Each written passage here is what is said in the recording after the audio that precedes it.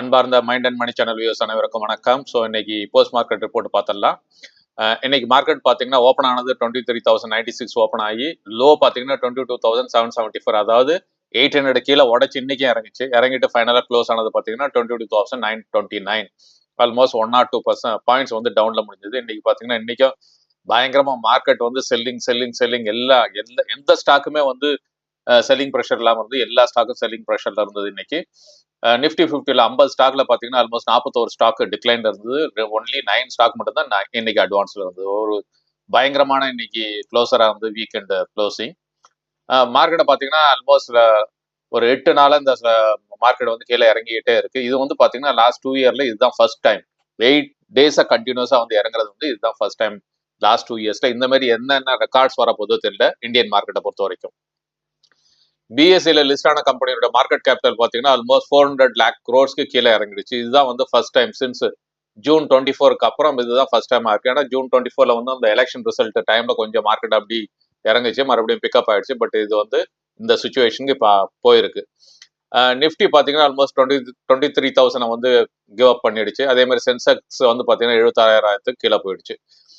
பிராட்பேஸ் மார்க்கெட்டும் வந்து பார்த்தீங்கன்னா விழுந்திருக்கு இன்னைக்கு. அதான் சொன்ன மாதிரி 40 ஸ்டாக்ல வந்து 39 ஸ்டாக் வந்து இன்னைக்கு ரெட்டில் தான் போயிட்டு இருந்தது. சென்செக்ஸை பொறுத்த வரைக்கும் இன்னைக்கு 200 பாயிண்ட்டும் நிஃப்டி 102 பாயிண்ட்டும் வந்து டவுன்ல முடிஞ்சது. மிட் கேப் வந்து பாத்தீங்கன்னா 1227 பாயிண்ட் கீழே இறங்குச்சு. இது மிட் கேப் இண்டெக்ஸ் எல்லாம் பாத்தீங்கன்னா இன்னைக்கு பயங்கரமா கீழே இறங்குச்சு. நிஃப்டியை பொறுத்த வரைக்கும் பாத்தீங்கன்னா நிஃப்டி பேங்க் வந்து பாத்தீங்கன்னா 260 பாயிண்ட் கீழே இறங்கிருக்கு. அதுல மேஜர் அடி வாங்கின ஸ்டாக்லாம் பாத்தீங்கன்னா அதானி போர்ட்ஸ், பிஎல், Adani Enterprises, Trent, Grasim are top Nifty லூசர்ஸ்ல இவங்க தான் டாப்பா லூஸ் ஆனது இன்னைக்கு. ICICI bank, Britannia, Nestle, Infosys gain in weak market. இவங்க எல்லாம் வந்து பாத்தீங்கன்னா இன்னைக்கு கொஞ்சம் பெட்டரா இருந்தது இந்த மாதிரி மார்க்கெட் கண்டிஷன்ல.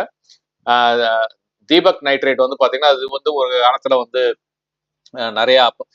நிறைய மார்க்கெட்ல நியூஸ்ல இருந்த ஸ்டாக் இது. இந்த ஸ்டாக் வந்து பாத்தீங்கன்னா இன்னைக்கு வந்து பயங்கரமா ஸ்லிப் ஆகி இன்னைக்கு 16% வந்து ஆன் வீக் ஏர்னிங்ஸ். அதாவது வீக் ஏர்னிங்ஸ்க்கு வந்து இப்பெல்லாம் வந்து 5% எல்லாம் 10%, 15%, 20% அந்த மாதிரிலாம் பயங்கரமா கீழே இறங்குது ஸ்டாக்ஸுக்கு.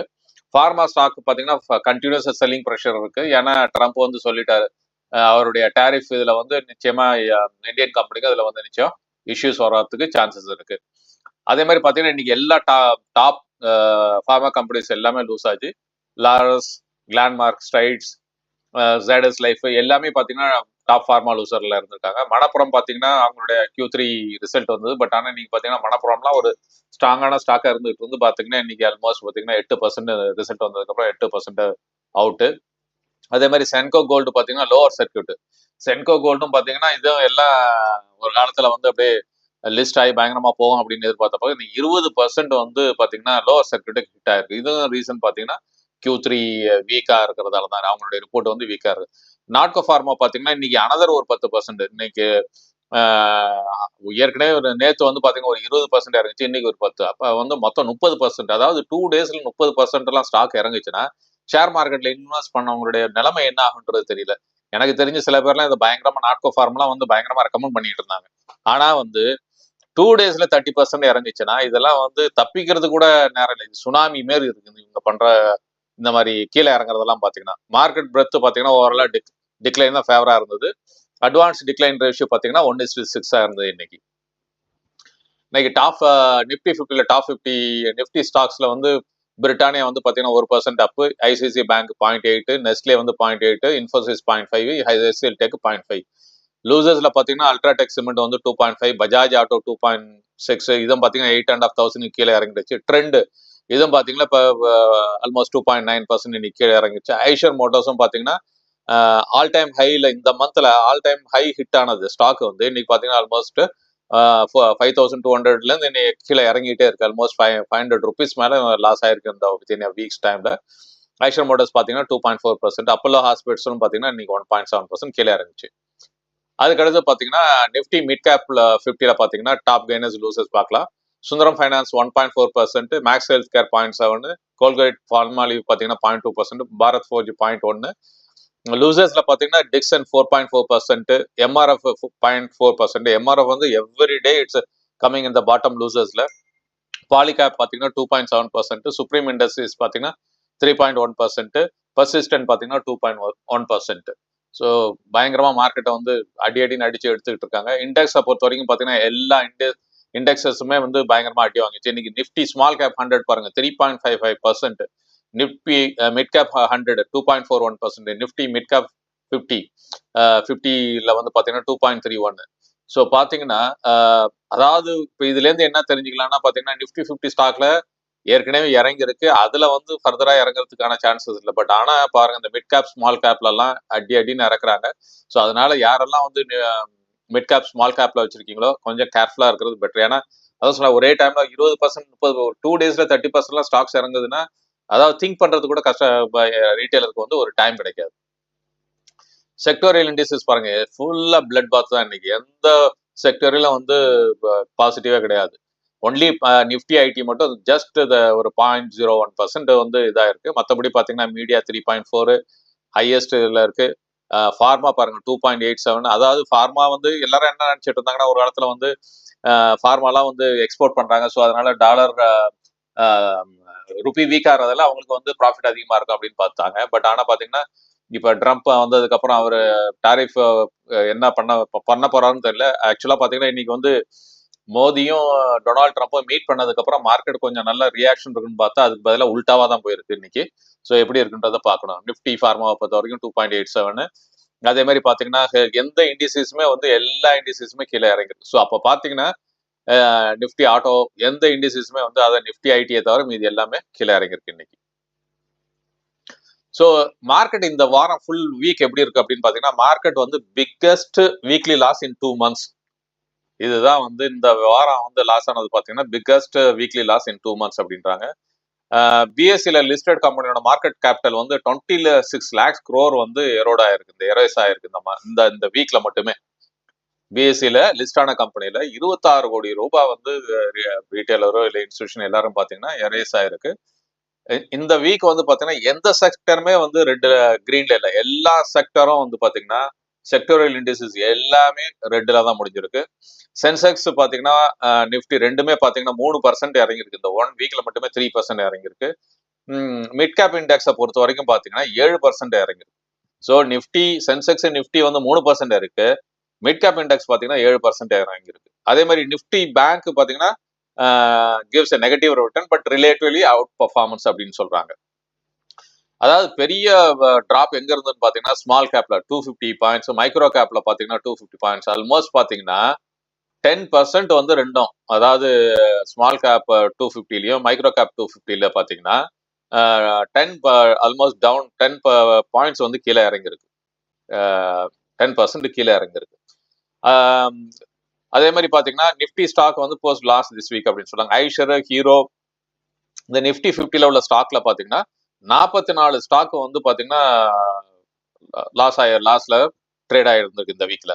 அதுல பாத்தீங்கன்னா ஈவன் பாத்தீங்கன்னா major stocks Eicher, Hero, BL, Adani enterprises, Mahindra இவங்க வந்து டாப் நிஃப்டி லூசரா இருந்திருக்காங்க. ஈவன் மஹிந்திரா கூட இந்த வாட்டி அவங்க நியூ ப்ராடக்ட்லாம் லான்ச் பண்ணிருக்காங்க. இருந்தாலும் பாத்தீங்கன்னா இதே மார்க்கெட் ஒரு நல்ல அப் ட்ரெண்ட் இருந்தாலும் மஹிந்திரா ஸ்டாக் எல்லாம் பறந்து இருந்திருக்கும். பட் ஆனா இருந்துமே பாத்தீங்கன்னா நிஃப்டி 50ல உள்ள 44 ஸ்டாக் வந்து ரெட்ல முடிஞ்சிருக்கு இந்த வீக்ல மட்டும். Deepak nitrate, delivery, Manappuram, west life பாத்தீங்கன்னா உங்க மிட் கேப்ல டாப் லூசரா இருந்திருக்காங்க இந்த 4 ஸ்டாக்கும்.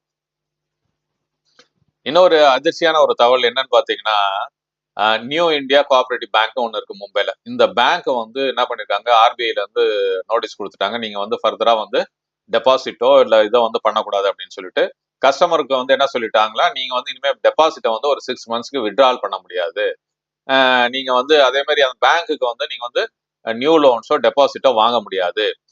என்ன சொல்லிட்டாங்கன்னா customer can file deposit insurance claim 5 லட்சத்துக்கு வரைக்கும். அதுதான் நம்ம இந்தியாவில் வந்து பாத்தீங்கன்னா நீங்க எவ்வளவுதான் டெபாசிட் போனாலும் பண்ணியிருந்தாலும் ஆர்பிஐல இருந்து உங்களுக்கு கொடுக்குற உத்தரவாதம் ஒன்லி 5 lakhs தான். இப்போ இதுல எவ்வளவு பேர் எவ்வளவு ஃபண்டு டெபாசிட் பண்ணியிருந்தாங்களோ தெரியல. இது என்ன ஆக போகுதுன்னு தெரியல.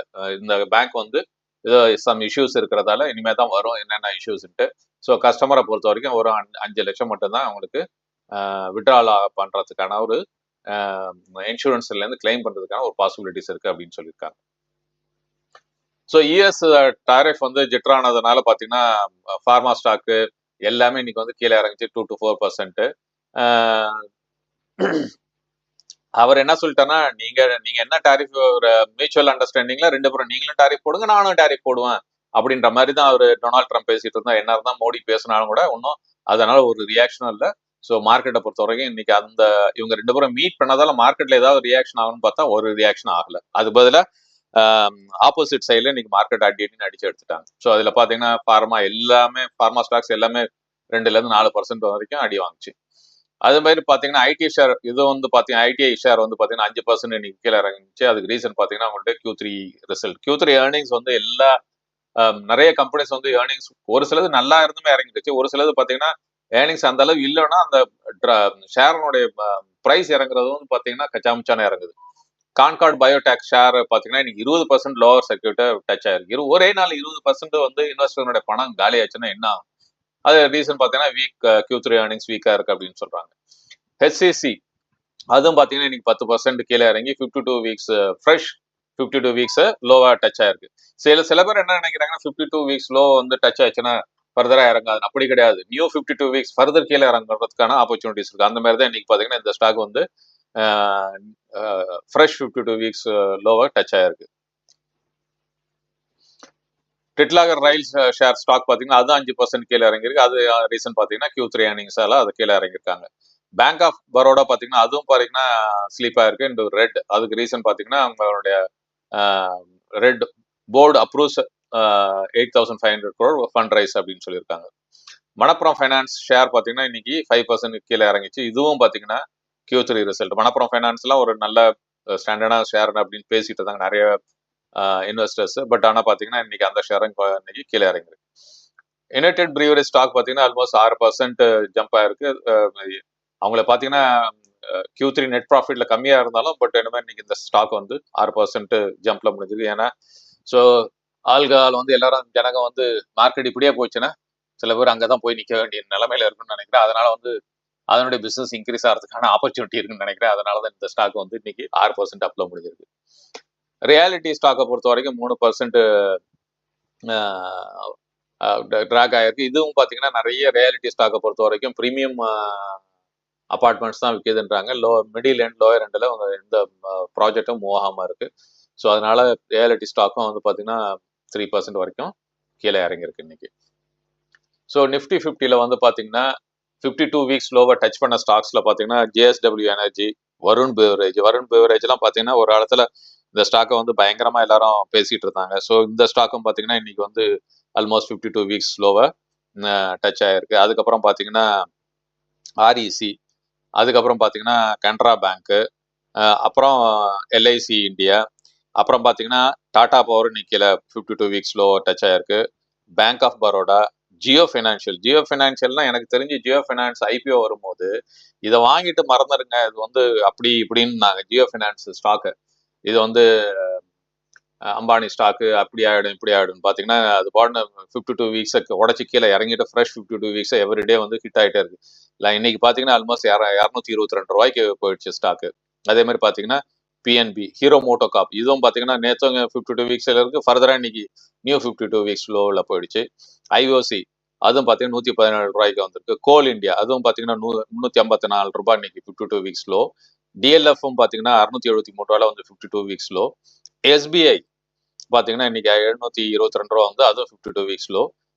கோத்ரேஜ் கன்சியூமர்ஸ் அதுவும் பாத்தீங்கன்னா 1058 ரூபாய் வந்து இன்னைக்கு 52 வீக்ஸ் லோல முடிஞ்சிருக்கு. ஸோ இது என்ன ஆகுன்றதை பொறுத்திருந்து தான் பார்க்கணும். ஸோ 52 வீக்ஸ் ஹைல ஒரு ஸ்டாக்கும் கிடையாது. ஒரே ஒரு ஸ்டாக் வந்து பாத்தீங்கன்னா கொஞ்சம் ஆப்போசிட் ட்ரெண்ட்ல போறது பாத்தீங்கன்னா SBI கார்டெல்லாம் பாத்தீங்கன்னா ரொம்ப நாளா அப்படி ஒரு 725 725 போயிருந்து இன்னைக்கு ஆல்மோஸ்ட் 825 840 வரைக்கும் அதுதான் ஸ்டாக் போயிருக்கு. ஸோ ஆப்போசிட் டைல ஒரே ஒரு ஸ்டாக்கை மட்டும் தான் பார்க்க முடிஞ்சது என்ன பொறுத்த வரைக்கும். இந்த சில ஸ்டாக் பாருங்க லாஸ்ட் 6 monthsல பயங்கர பேரிஷ்ல இருக்கு. அதானி கிரீன் எனர்ஜி பாத்தீங்கன்னா 51% லாஸ்ட் 6 monthsல 51% இறங்கிருக்கு. அதாவது பாத்தீங்கன்னா ஆல்மோஸ்ட் வந்து 1600 1700 ரூபாய்ட்டு இருந்த ஸ்டாக் வந்து இன்னைக்கு வந்து 884 ரூபாயில இருக்கு. JSW எனர்ஜி பாத்தீங்கன்னா ஆல்மோஸ்ட் 34% டவுன் ஆயிருக்கு. ஜியோ ஃபைனான்சியல் பாருங்க 31% டவுன் ஆயிருக்கு. IOC almost 117% down.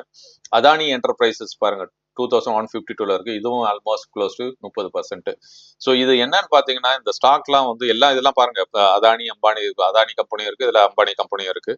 அதானி கம்பெனியை வந்து ஒரு டைம்ல வந்து தூக்கி வச்சு ஆடினாங்க. ஒரு 2 வருஷத்துக்கு முன்னாடி எல்லாம் கண்ணை மூடிக்கிட்டு இன்வெஸ்ட் பண்ணுங்க சார், அந்த ஸ்டாக்ல வந்து 4000 போகும், 5000 போகும், ஒன்னும் ஆகாது அப்படி இப்படின்னா சொல்லிட்டு இருந்தாங்க. ஆனா இன்னைக்கு பாத்தீங்கன்னா ஸ்டாக்கோட நிலைமை பரிதாபமா இருக்கு.